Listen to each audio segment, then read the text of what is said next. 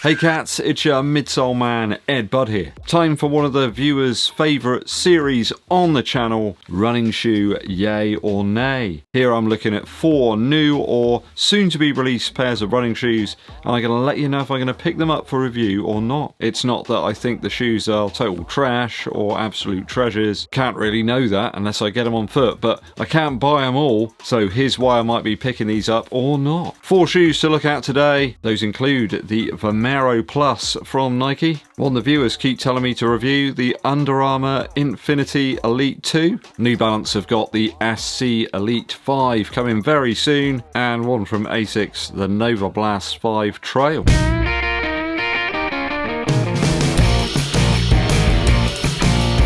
Thanks for tuning in, people. It is always appreciated. Do hit that subscribe button and give the video a thumbs up like too. Drop us a super thanks if you want to help us out on a more ad hoc basis, or you can become a member of the channel too if you really like the stuff. Dankeschön. Up first then, the Nike Vomero Plus. We've got some better images of this one now at least. Can't be too long before this one drops, as another part of that Vomero lineup. Looks like it's full ZoomX underfoot this time, without any additional foams or anything, but it looks like this one's coming in at $180, which is a fair old wedge. Now this one looks set to ultimately put the Invincible Run model out to pasture and retire it from Nike's lineup. I mean, they don't need 2 full ZoomX shoes in their sort of training shoe lineup for runners to ponder over. The creasing on the sidewall of the midsole is there, the same way the paint doesn't sit well on that foam. The full rubber outsole here is perhaps an indicator that this is ZoomX due to the fragile nature of that foam. They need some protection down there to stop the stones from sort of penetrating through. Any sharp objects just easily tear up that midsole material. The upper, remarkably similar to the Invincible 3 tongue, with a more Vomero type fit in the rest of the material. No official stack numbers here yet, though it does appear to be a little bit higher, perhaps in the heel, than that Vomero 18. I did double check on that one, apparently it's 46mm, so this one could be upwards towards 50 or something. That could well put it out of my current requirements. I've ran in a lot of high stack shoes recently, and some of them really hurt my knees. Shoes like the Glycerin Max, that one really did put a lot of pressure on my knees, and that Mag Max as well from Puma, hence my recent reliance on the Alphafly 3 during those long training runs. It's an interesting move by Nike to sort of switch up and rejig the lineup, so you've got the Pegasus, Vomero and then Structure, but I'm not really sure that people really want that. I mean, the Invincible Run was just fine. It had enough stack for anybody, really. It was just the upper on the V3 that wasn't very good. People still liked the shoe, and I didn't really have any problems with the upper in terms of lockdown in that one at all. So it feels like it's a step sideways, really, with this, unless there's some massive stack to it, and people might enjoy that. It does say, though, on the side there that it's ZoomX, which is like tuned or something for maximum cushion, so maybe they've changed the formula a little bit. So a partial yay on this one. I mean, it's great, it's full ZoomX, that's cool. Could be a good long run slogger, but I'm not absolutely convinced, especially for that amount of money. Shoe 2 is the Infinite Elite 2. I skipped the last version of this shoe. I'm quite intrigued though, lots of viewers want me to take a look at this one.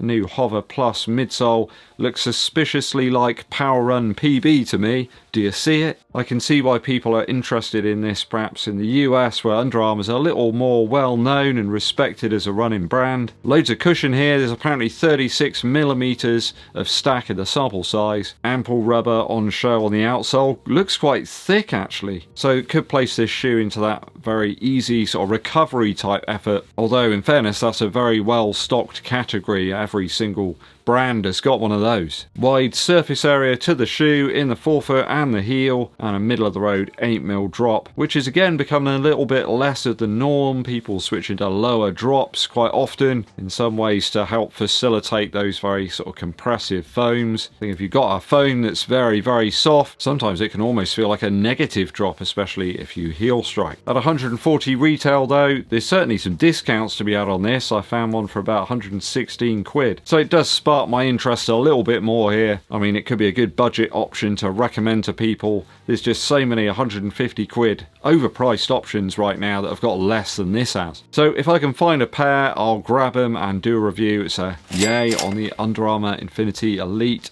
2.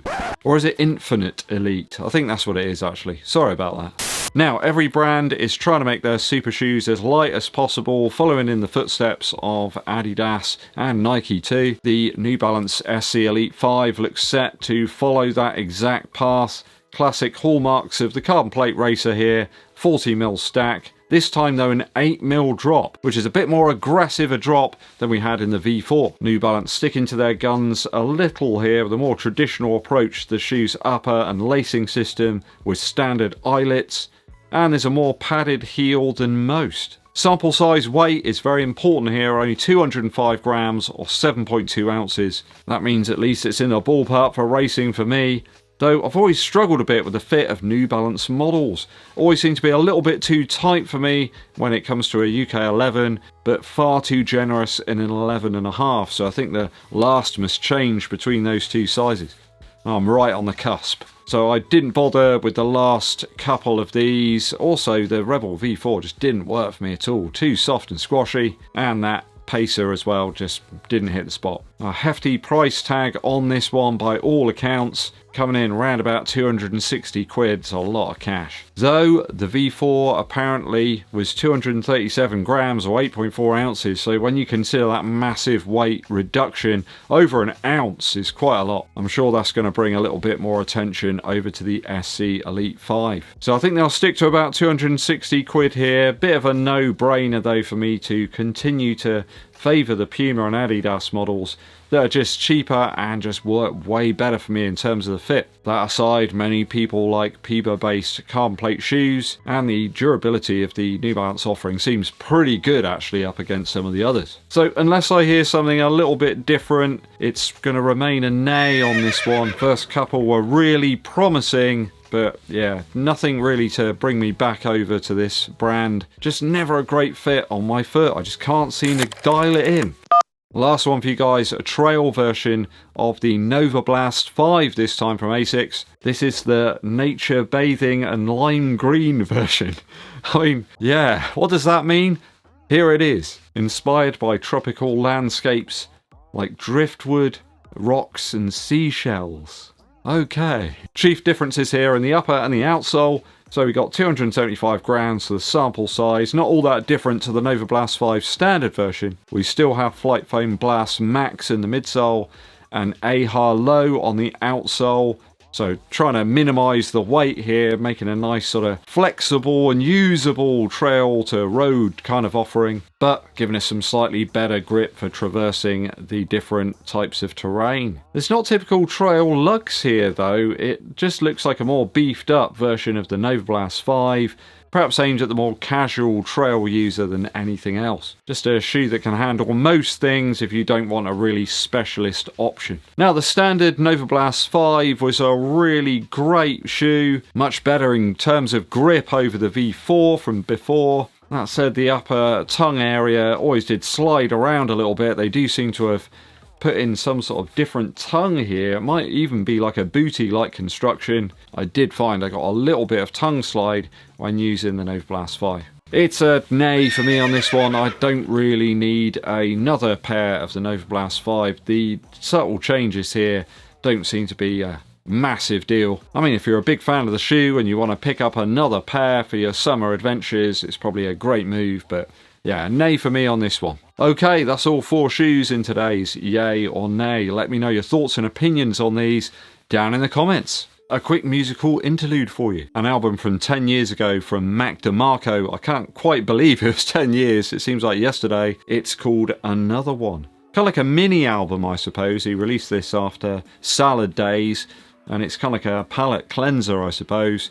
There's a brilliant song on there though, which is the title track called Another One. One of the saddest tunes you're gonna hear. It's got these old style like Casio synth noises, very simple drums, quite a stark tune. Almost sounds like something that Neil Young would have written if he was like 25 now. The vocal seems to be all about the person central to the song is suspecting that their boyfriend, girlfriend or whatever is having some sort of affair, they're cheating on them, there's like another one, there's somebody else, almost like they're convincing themselves of the fact. He's talking about not losing somebody's trust, but then thinking, who could that be knocking at the door? Wonder whether it's a song he wrote on tour or something, where he's saying he's wishing for tomorrow, today. Like he wants to get home to where he feels most relaxed. It's absolutely smothered in atmosphere, this one. In fact, the whole album is. It's a real triumph.